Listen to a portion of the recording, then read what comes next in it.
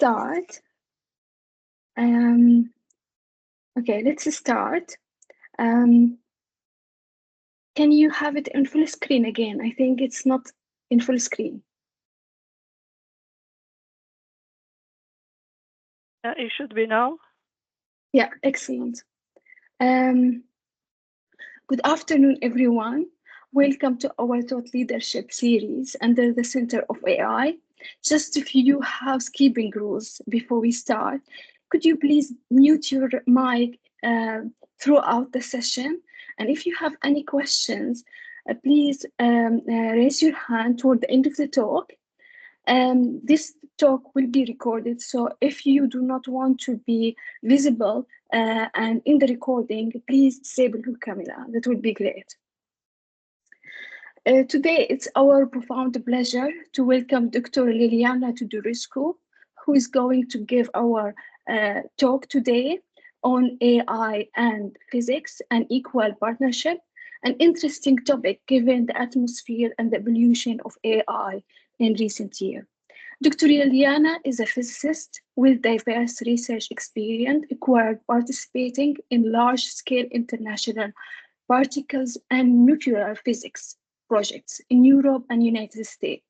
She combined physics with computer science and engineering, both in her research and teaching. She has a particular interest in the development of machine learning algorithms for particles and nuclear physics experiments, and their extension to solving real-world problems. She has started in the field before the current revolution of machine learning and AI. She pioneered an application of gene expression programming as a machine learning algorithm for particle physics. She has also interest in combining physics and computer science in innovative way. Welcome to our Thought Leadership series. Please, the stage is yours, Liliana. Thank you very much. Thank you very much. So you pronounce my name excellently, so don't worry about it. Thank you very much to all of you who came today to listen to this presentation. So what I would like to do today is to convince you that physics is not just a consumer of AI as many other algorithms are these days, but it's also a field who has something to say, who can bring new ideas, fundamental ideas that could be implemented in NI technologies and that could be beneficial to others as well. So from this point of view, I would like to first specify what kind of physics I'm talking about, and you probably guessed from the introduction that was done a few minutes ago. But I would like to make it specific. I won't be able to cover the entire field of physics. So I would start with showing some examples of how do we apply artificial intelligence, or more specifically machine learning algorithms in my field, and then some ideas about physics informed and physics inspired AI extracted from the experience of the community in which I'm working on. So if you are not familiar with physics, you have forgot everything about it from school, don't worry. I'm not going to introduce any technicalities. It is a talk that I would like it to be a kind of introduction to make you aware about what exists in this field, and not specifically for you to have the full understanding of what I'm talking about straight away. So let's see what kind of physics I'm going to talk about. Physics, as you very well know, it's an extremely broad field. It studies nature from different scales, from the very biggest scale at the cosmic range, cosmic scale, and up to very small scales. Here you have the electron, but it goes beyond that, go to atoms, to nucleus, and to smaller entities, which we believe makes the nature, going to quarks, and possible other entities if they might be there somewhere. And somewhere in between, it is obviously the human scale, and there is a lot of physics here as well. And those who are engineers are dealing a lot with this kind of scale and physics at this scale. But the physics I'm talking about is the one in which I'm doing research, which is at the intersection of nuclear physics and particle physics. So in essence, it is about physics which is looking at what is inside of the nucleus and what happens with the constituents that we believe are there. We know a lot about what is inside of the nucleus, we know about the constituents, but there are still many things that we don't know about, how things are really working, and there is a lot of work to be done in this area. So physics, broadly speaking, it is a quite advanced, a very advanced branch of science. And this has consequences on how machine learning is perceived and how can help this field. Because it is very established, this means there are very well developed theories to describe many phenomena in physics. And in my field, there are very complex theories that are available. They describe a lot of the phenomena that we know very well, but there are also things that we don't know, and we have a number of candidate theories about these phenomena that we will need to understand if they are indeed real, if they describe the reality, the nature that we have around us, or they would have to be discarded by experimental evidence.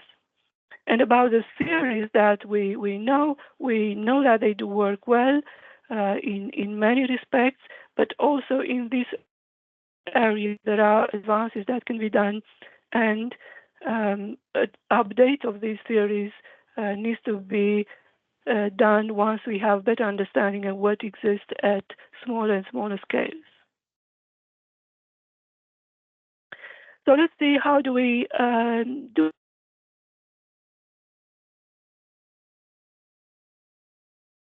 this that is available and what can be done with it to see how artificial intelligence can be used and can be exploited in other fields. So what we do in this field, I say that we have theories, and these are extremely important. They are the fundamental principles. We have a number of quantum theoretical models that describes what we know, and also we believe that might describe some other things that we suspect there are, but we don't know for sure that they are.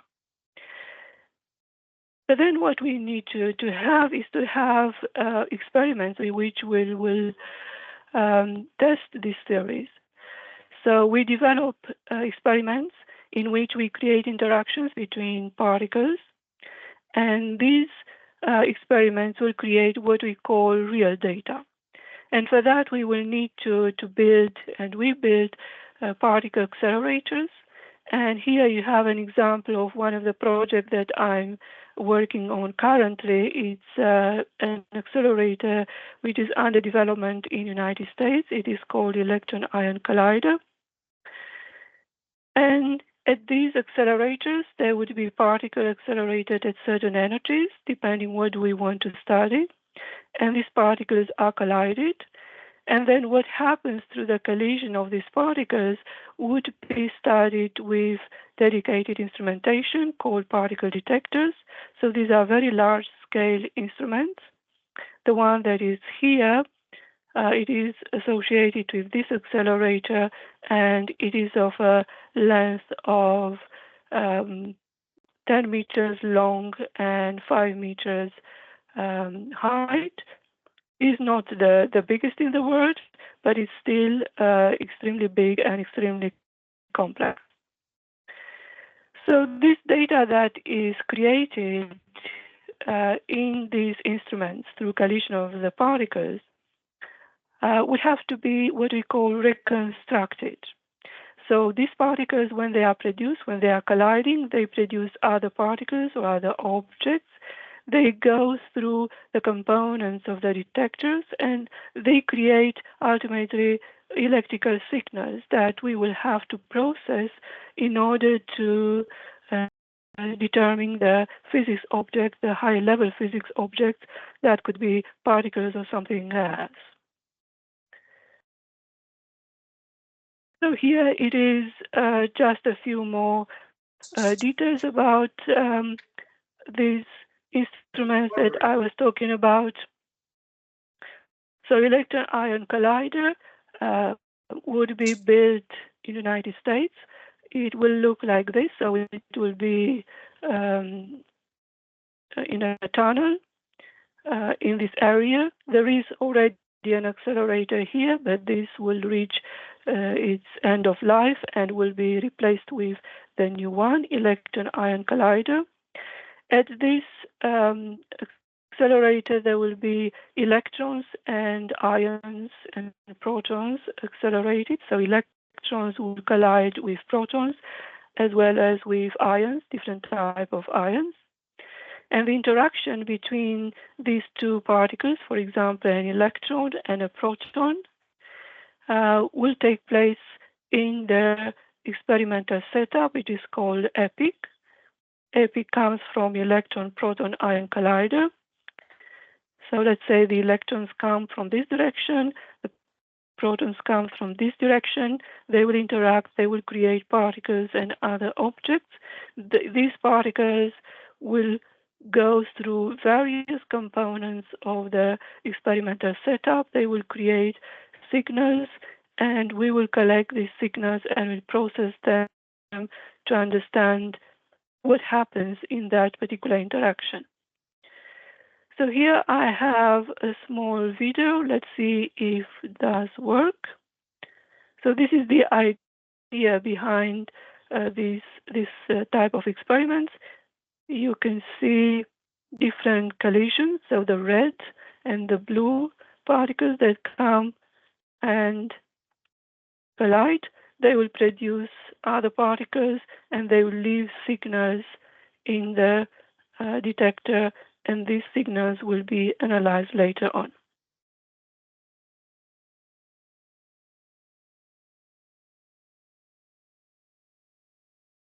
So what I have just explained about the experimental setup is just part of the story, because in addition of these real data that we collect from the interactions that take place, we will need a lot of simulated data. So in this field, because we have very well developed theories, the simulated data is extremely good in most of the cases.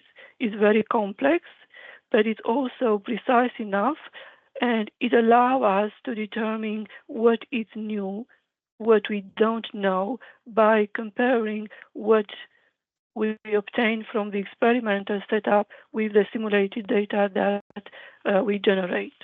And in this simulation of data, we start again with the theory. So this is at the basic level, fundamental level. This will have to be developed further with a set of interactions, description of various types of interactions that take place as a result of the collision that we simulate. And the result of these theoretical simulations will be particles that will go through the detector in the same way as the real particles will go through the detector.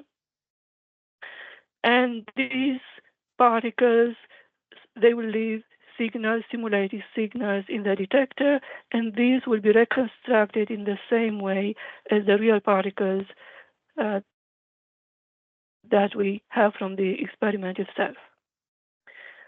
So the fact that we have good theories and good simulation is very good. This means we can create a lot of simulated data, and we need a lot of simulated data. But it also means it's quite computationally expensive. So a lot of computing resources that we have available for this kind of experiments goes towards simulation. And even that we have quite a lot of computing resources, they still are not enough, and we have to think in the future what other computing solutions we will have for this kind of experiments. But for this particular experiment that I'm starting to work on, the computing is not an issue yet. We're just designing the system. So then we have the real data, as I just mentioned. We have the simulated data. Both of them are reconstructed in the same way. And then we'll start the analysis, the statistical analysis of the data. And from this analysis, we will extract the actual physics knowledge that we aim for. So, for example, as a result of this statistical analysis, we might obtain a distribution of this type. So here we have on the horizontal axis what we call the invariant mass of two particles, one which is called j psi and the other one which is called pi. And on the vertical axis is, here it's said events. So an event in this context, it is an interaction between those two particles that collide initially.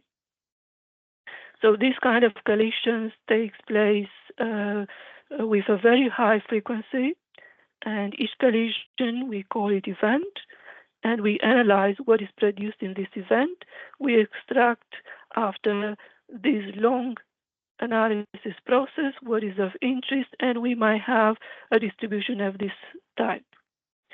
And if we want to interpret this distribution, this means we will have here background. So background means everything that we know, and we don't need to study it again. It will be something that has to be eliminated in order to determine what we want to study in that particular experiment or that particular process. So that will be the signal, and in this distribution is this peak appear here. So we will have in the end the signal and background that we will need to separate.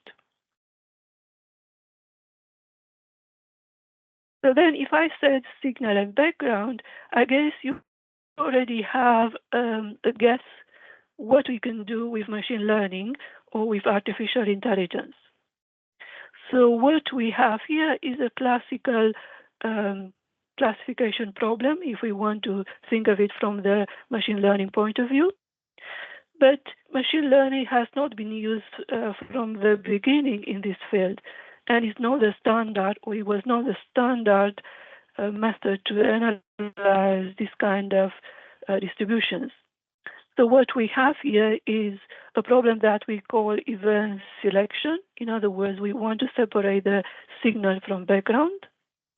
And the standard procedure that we have is to look at these quantities that describe the distribution and to select a certain range. So for this particular simple example, what we would like to do is to select the range in this invariant mass by putting some values on it. So what we call this value cuts. So for example, we would like this invariant mass to be less than 3.8 and greater than, we would like to be greater than 3.8 and less than 4, and that will determine the signal region, the region in which the signal is.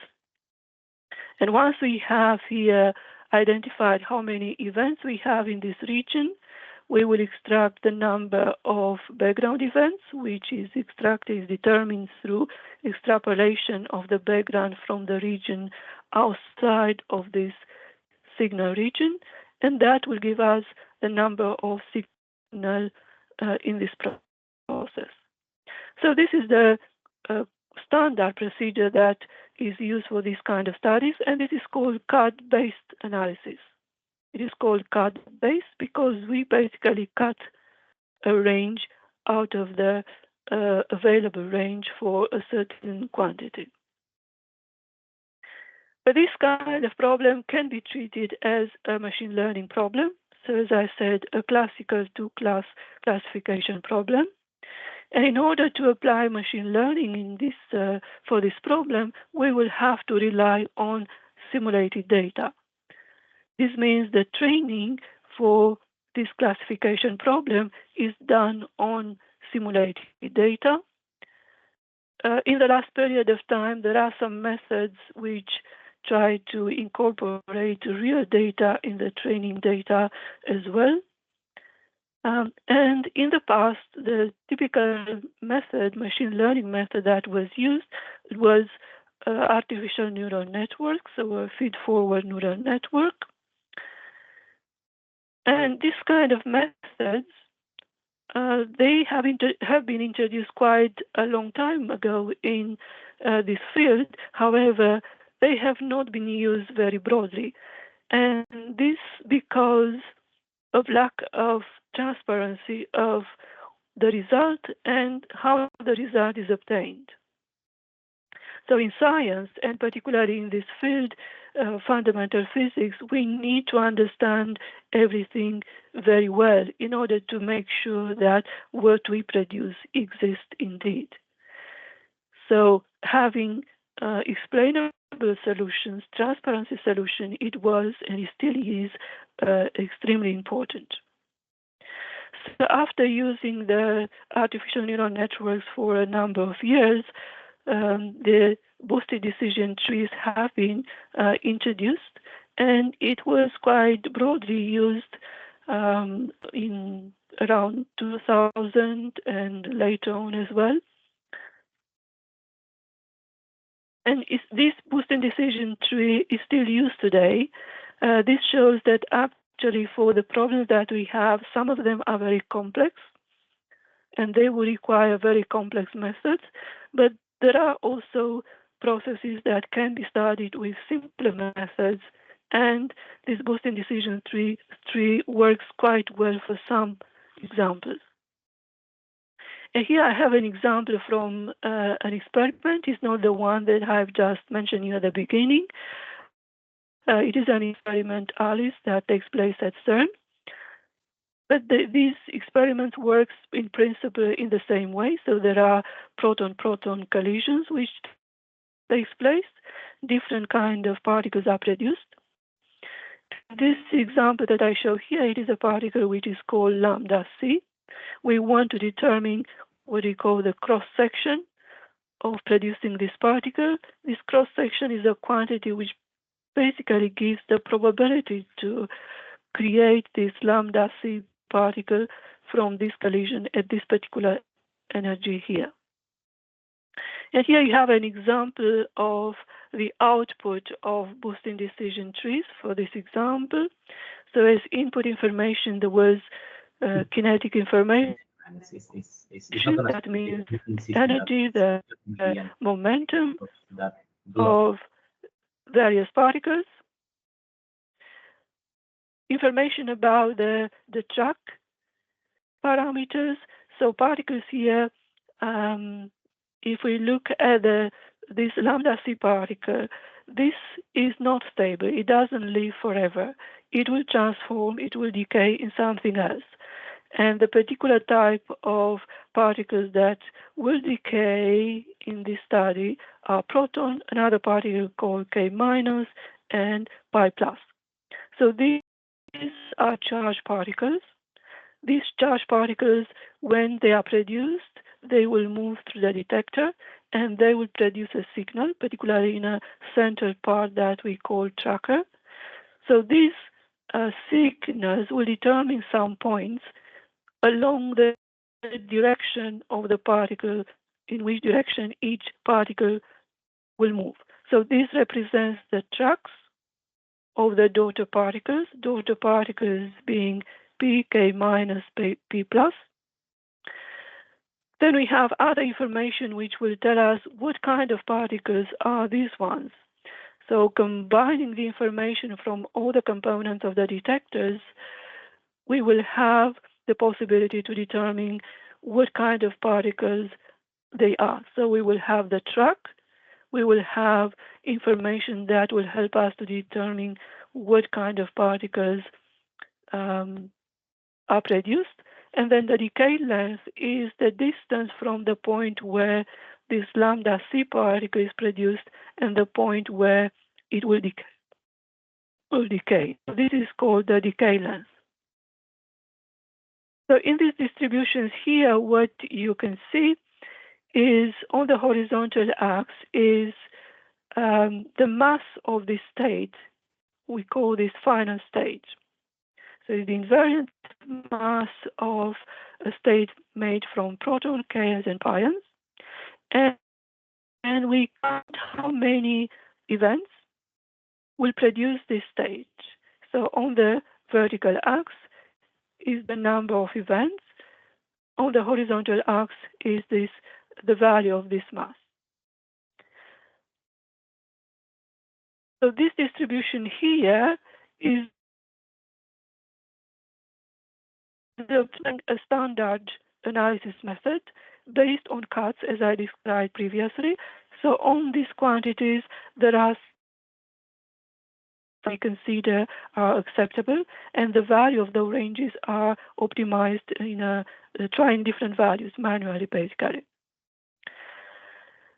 So selecting the signal with this method, we obtain this distribution. We have the signal, which is this peak here, and we have the background. And analyzing this curve, we are able to determine how many particles, how many states of this type are in this signal, and that corresponds to how many lambda c particles are produced. So here is the value. So the signal is in this example 1287, and the error associated to that 250.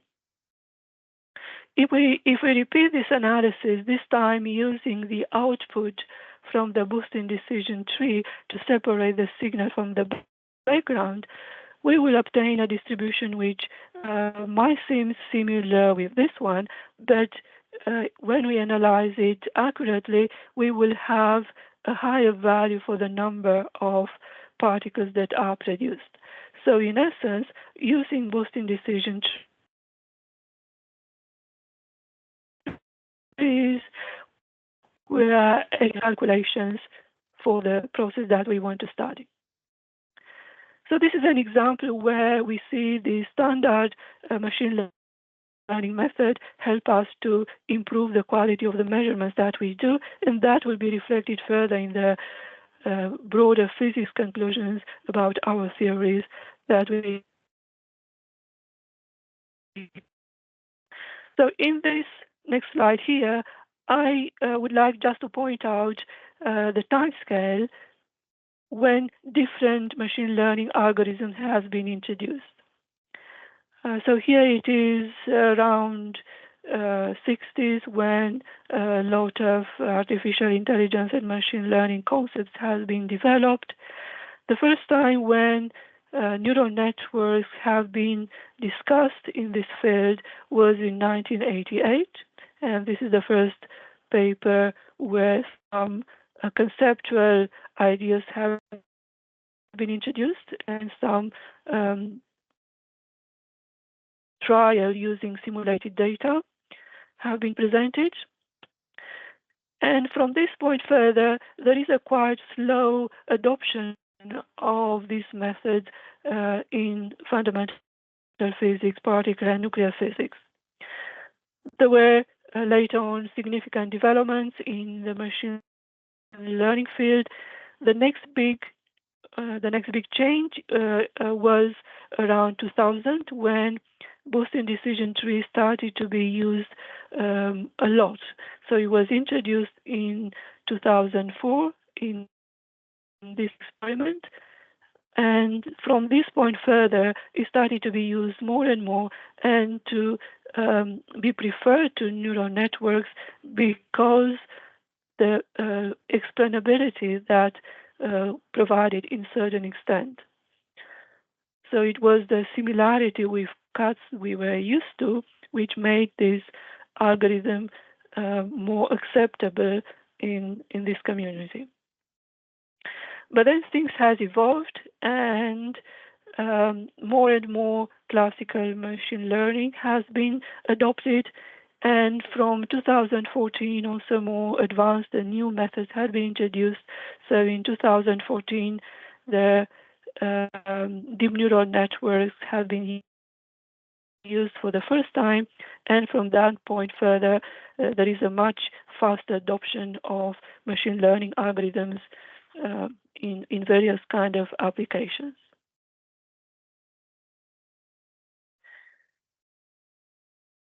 So next, what I would like to show you as an example is how these convolutional neural networks have been used. And for different kind of application than the one that I described previously. So in the previous example, you have seen how we looked at individual particles that are produced through collisions. In very complex experiments, when we have very high energy of the particles which interact, there are other type of objects that are produced. So through this collision of the incoming particles, there are groups of particles which are produced, and they are distributed in a form of a cone, and this is called a jet. So basically, it is describing how through this interaction, the very small constituents of the particles, gluons maybe, they will create the particles in the form that we know them as we are able to detect them. So in this region here, we have many particles, the ones that are stable and we are able to detect through the signal that they create in the detectors will be example as electrons or others called muons or other charged particles, but they will be accompanied by other particles, and all of them, they will leave signals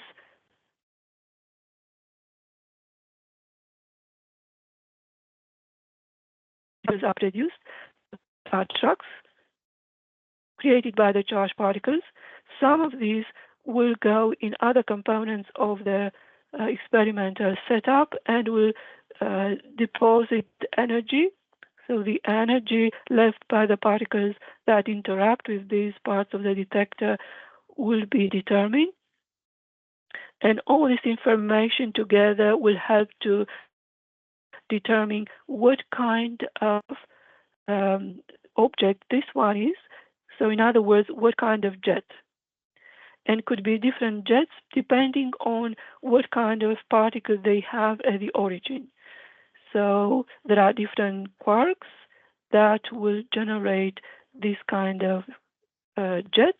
So top quark, bottom quark, could be other components, gluons, that they create this kind of jets. They could be light quarks, and these are heavier quarks.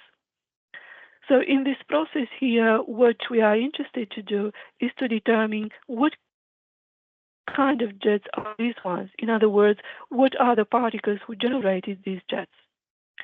And in order to do that, we will have to look at a lot of information about all these particles, which are parts which are produced in this cone here. So this means we will have, for each individual interaction, each individual event, we will have a lot of information, so a vector with a high dimension. And that dimension depends, among others, on the energy of the particles which interact. So the higher the energy of the particle who interact, the quantities we describe, the resulting particles would be more and more, so the dimensionality of the data that we collect will be higher. So if we want to apply convolutional neural networks, how are we going to do that? we know that these kind of methods, they do work well, and they have been designed to analyze images. So we will have to find a way to represent the information that we have available in a form of which might look as an image. So what do we do in this case? So we have one part of the experimental setup, so the one that goes around, which is meant to determine the energy left by some particles in the components of the detector. So we will. So these detectors are the energy that they create is deposited in small cells, and they create those jets or those clusters as you saw them in the previous image. So what we do in this case, we will think of this energy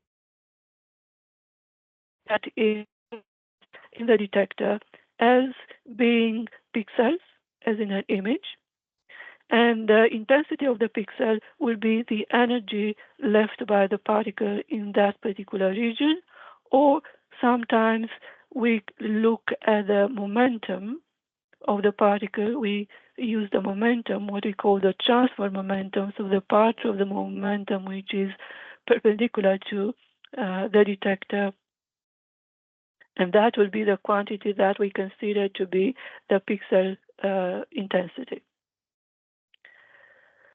So then we can apply a convolutional neural network more or less in the standard way. So if we want to analyze only some interactions that have produced and deposited energy in some region of the detector, then we will select that region to be used further. And they would be the inputs to the neural network.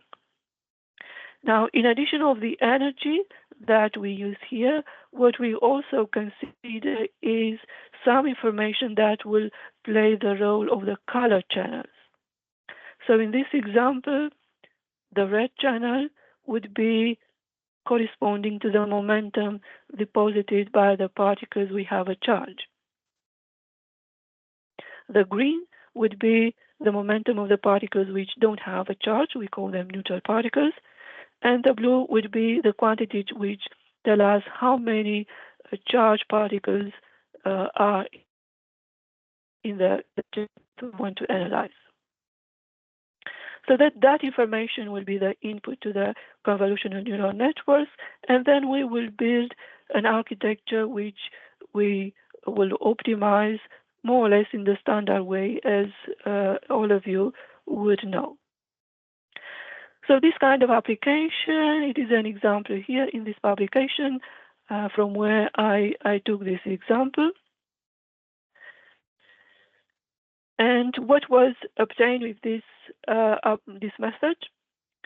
So here we said we want to study jets, so those group of particles which are in the form of a cone.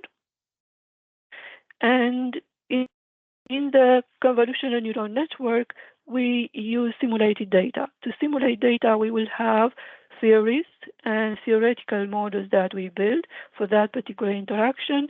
And we have different versions of these models with different hypotheses and different software implementation. And the names that you see here, PCR, Herwing, are the names of these models that we have available.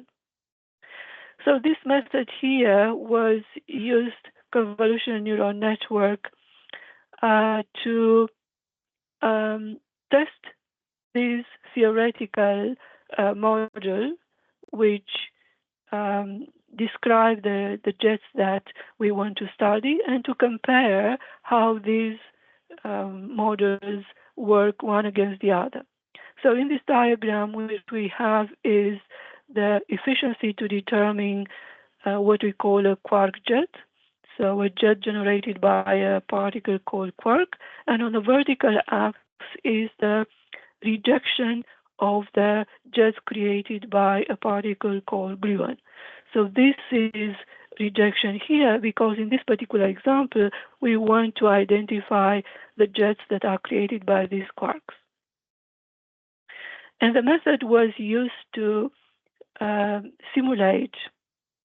So it was started by simulating the jets and the interaction with a certain model called Pythia, and then it was the reconstruction applied the convolutional neural networks on new data generated with the same theoretical model. But then also other versions have been tried when the training data has been created with one theoretical model Pythia, but the new data on which the model was tried was generated by another model. So a combination of these theoretical models have been used, and this was important for us because we knew that there are differences between these models, and we have to understand what is the origin of these differences and what are the models that we can rely on in what we do further.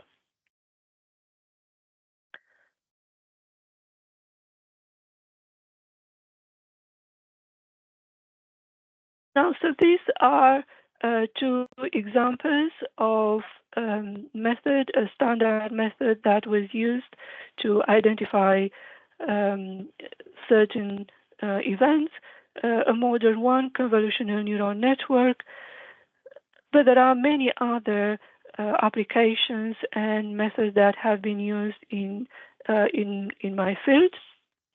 I'm not going to go through all of this. I just want to give you an understanding of what exists.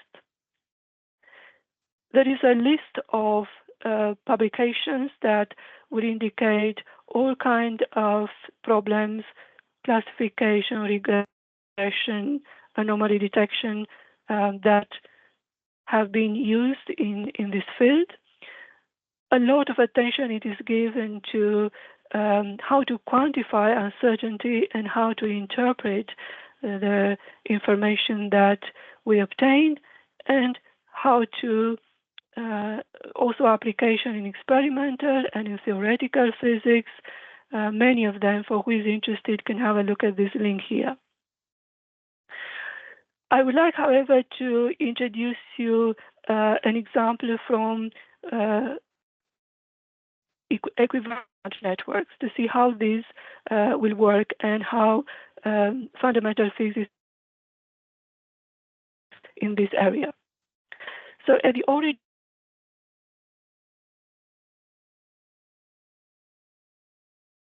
is about symmetries, and in physics we have a lot of symmetries.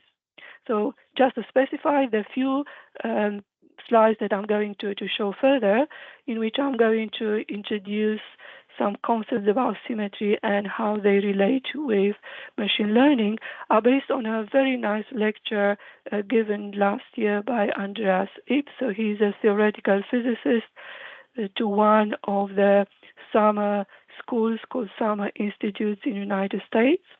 So for who is interested, you can have a look at these lectures. They are also recorded, and you can find a lot of other information.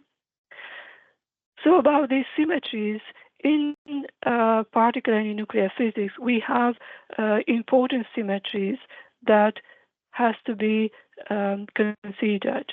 So for example, translation in space. This corresponds to a conservation law, conservation of the momentum. So if we have an interaction, the total momentum of the state before the interaction would have to be equal to the total momentum of all the particles that are created through that interaction. Then the translation in time corresponds to conservation of energy. Rotation in space corresponds to conservation of a quantity that we call angular momentum, and some more complex symmetries like gauge invariance will correspond to conservation of charge. So the total charge of particles that will collide will have to be equal to the total charge of the particle that results through that collision.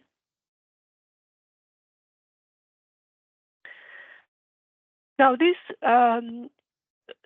symmetry, so I've learned from this lecture how they work and how they apply to machine learning. So for who is not familiar, I would like to summarize quickly this explanation of symmetry and the link with machine learning.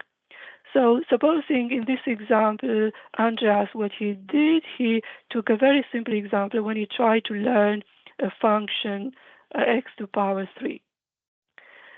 And this is the training data that has used.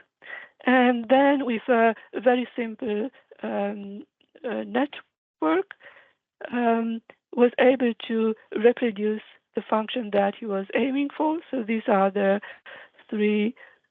first couple of iterations in the network that he used. In that network, he has used a sigmoid activation function, and he obtained a result which is quite good, approximates very well the initial data. However, this function that was chosen has a symmetry, so the function applied to minor x will have to be equal to minus fx. And then if one looks at the result that has been obtained and this symmetry is checked for the model that was developed by the neural network, it is seen that actually the symmetry is not entirely respected. So here, if one makes the looks at the asymmetry, if the symmetry would have been fulfilled by the data by the model that was developed, the red points should have been along the 0 axis. We can see that there is a difference here. So this means the function that has been learned is a very good approximation, but it does not reproduce entirely the initial data that was used for training.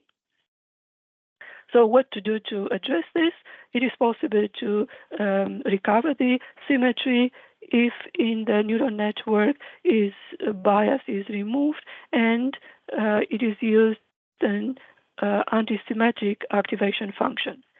And by trying this, then it could be obtained a model for which the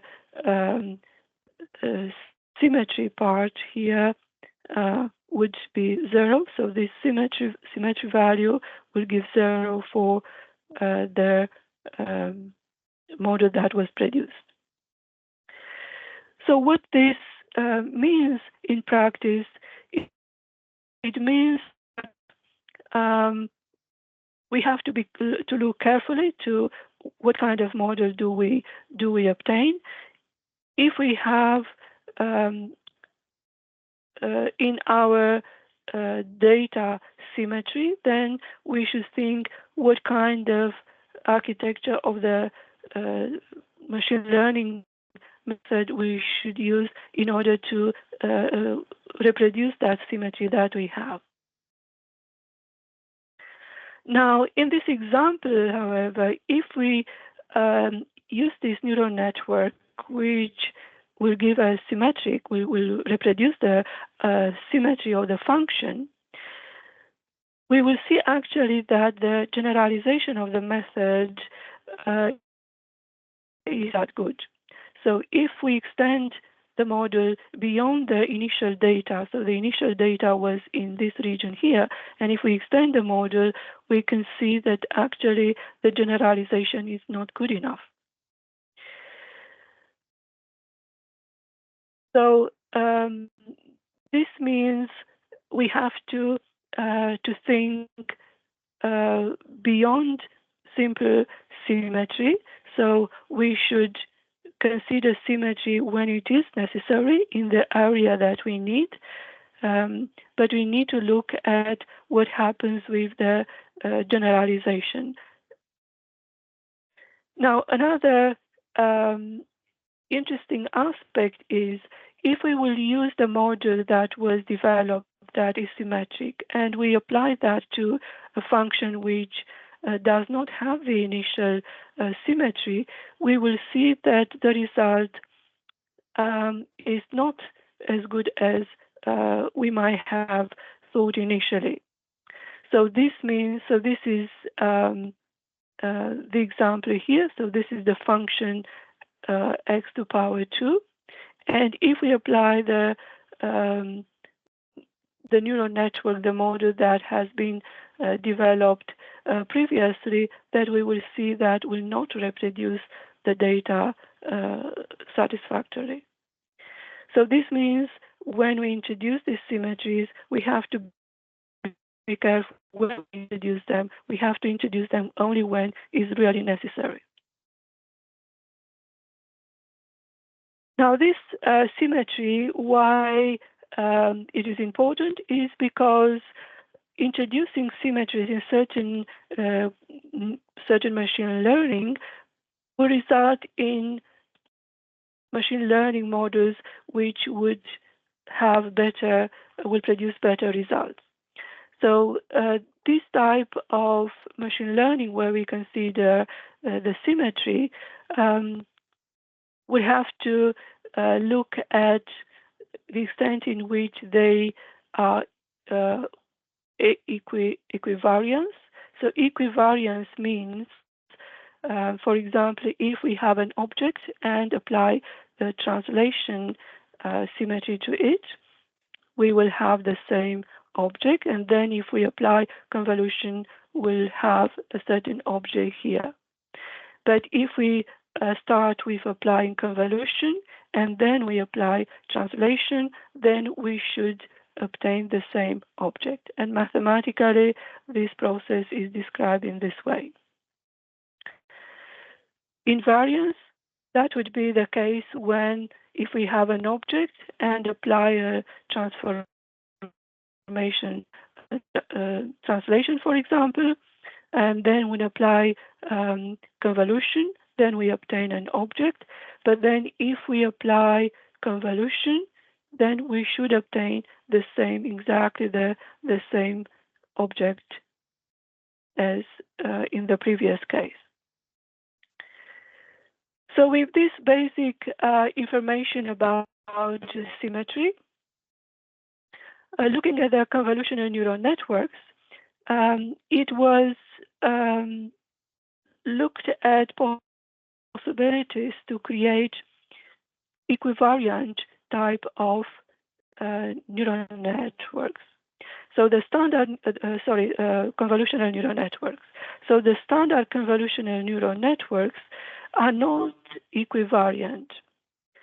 And for example, here, if we have a convolutional neural network in which convolution is with a certain stride and apply pooling and other operations, we obtain a model which is not equivariant. It is possible to develop equivariant architectures if we develop particular type of convolutions in such a way that we do not reduce the dimensionality. So this next step will have the same dimension as previous level.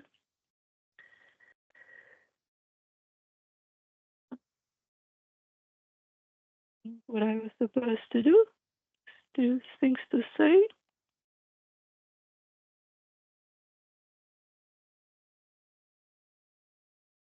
Thank you very much for a very interesting talk that you shared it with us today. I'm afraid I haven't finished. If you just allow me. Oh, I thought you finished. No, so, by mistake I applied the end, but there are just a few things that I wanted to emphasize.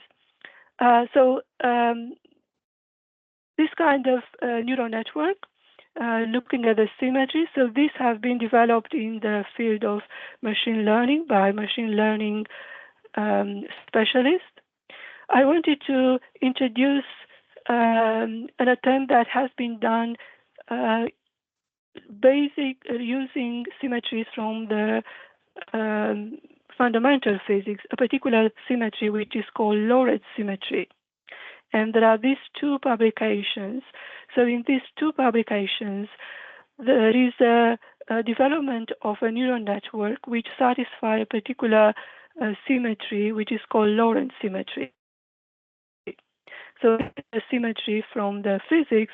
So this, in essence, says that the physics laws will have to be the same, will have to remain the same for all the observers that would move respect to a certain reference frame, which is called inertial frame. So this is a symmetry which is fundamental in particle physics. So in this publication here, it was developed a neural network which introduces this symmetry. It is called Lorentz. So in essence, it has developed a particular block which will respect this symmetry. And then through combination of these blocks, these levels, with standard levels, standard operations from convolutional neural networks, a Lorentz neural network has been created.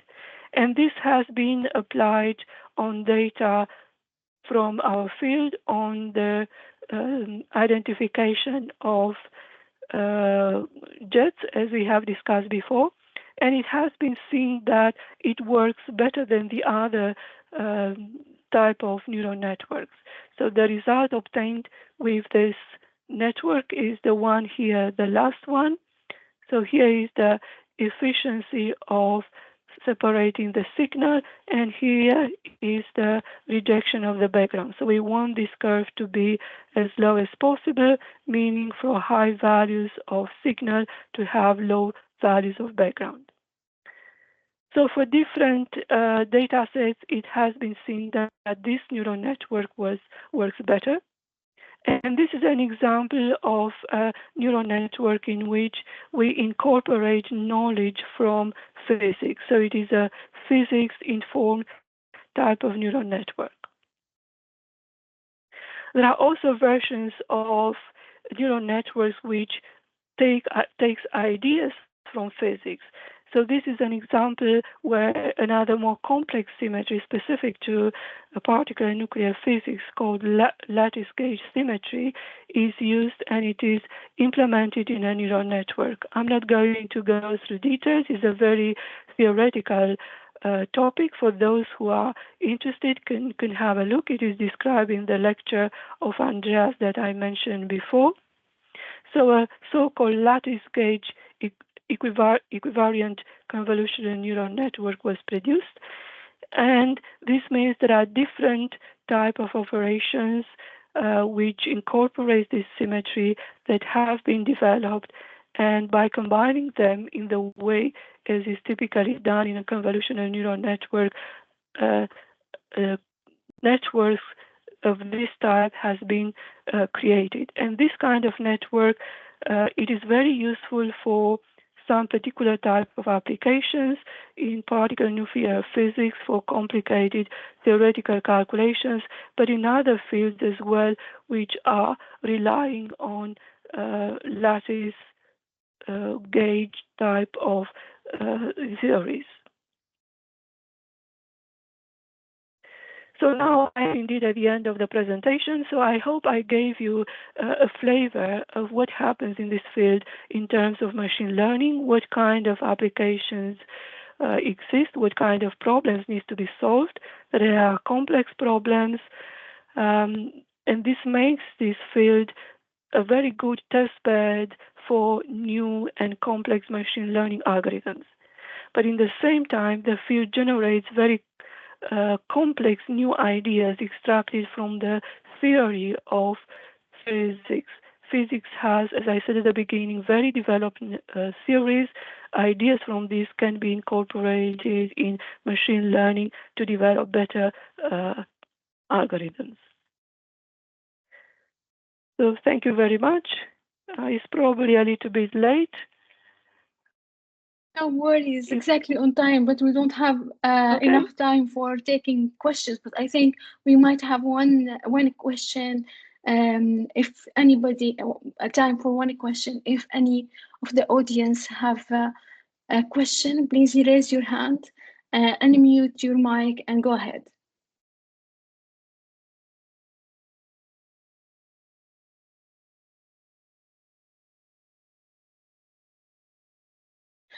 I have a question actually regarding the fact that a current AI solution is based on images, right? And at some point in your talk, you have transferred the experiment to image in order to feed it to the neural network.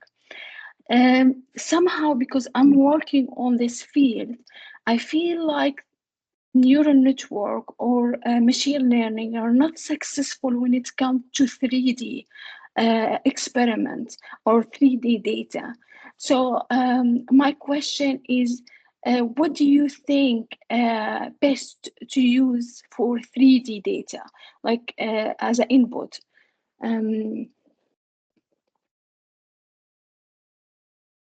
Right. So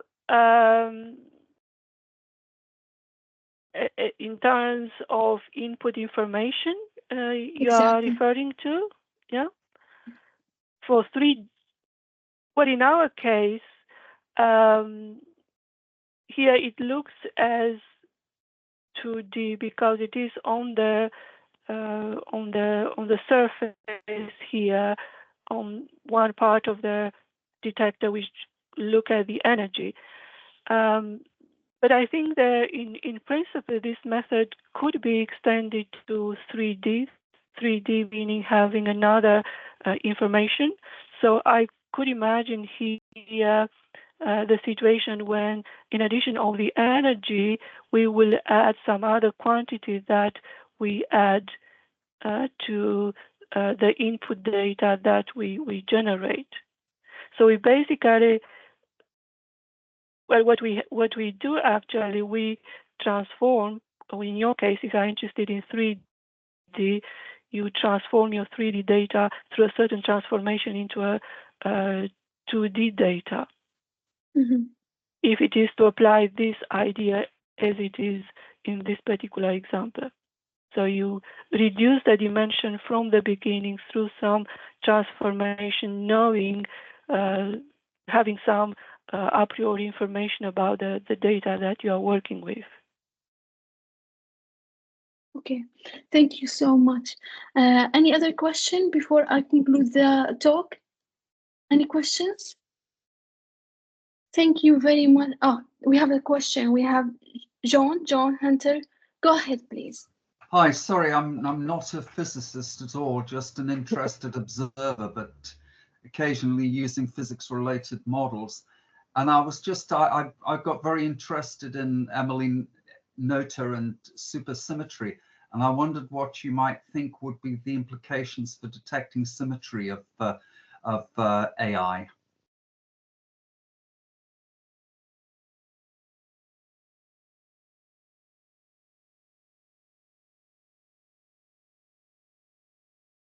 So can you repeat about the symmetry? So you said you are interested in symmetries of the machine learning?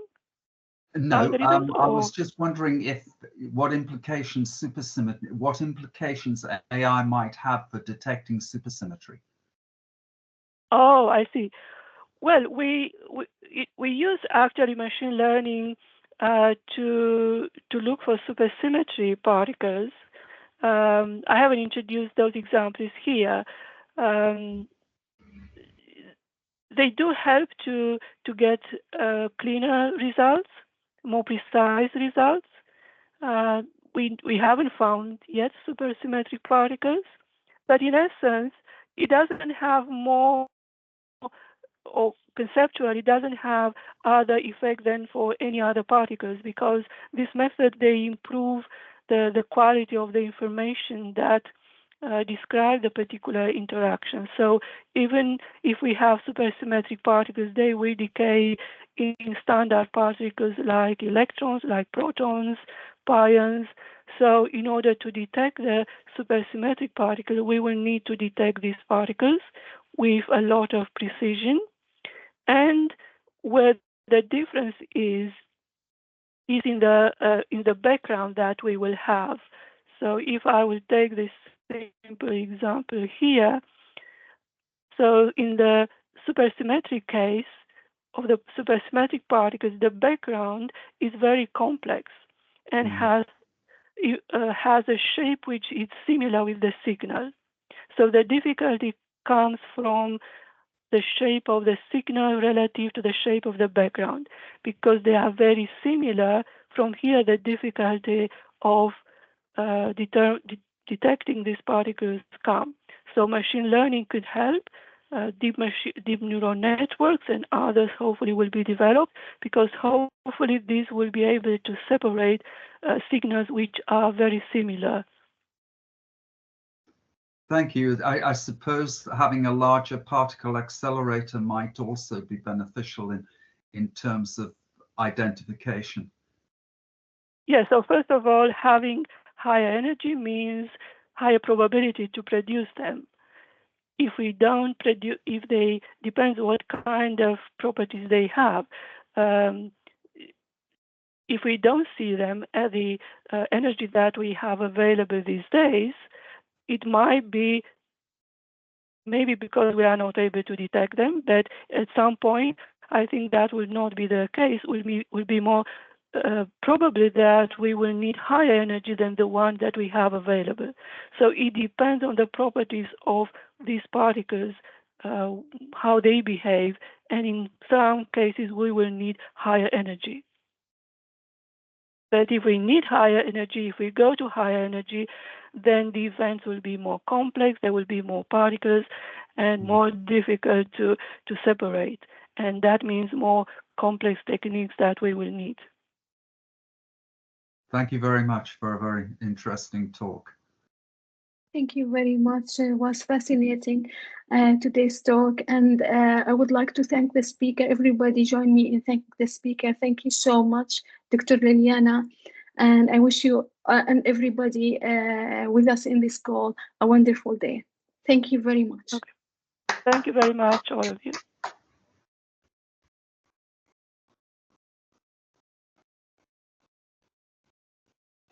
Thank you. Do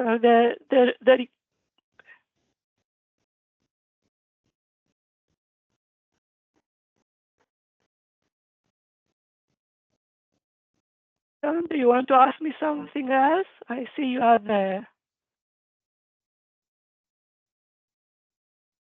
I can't hear you. I was just clapping, trying to clap. Ah, okay.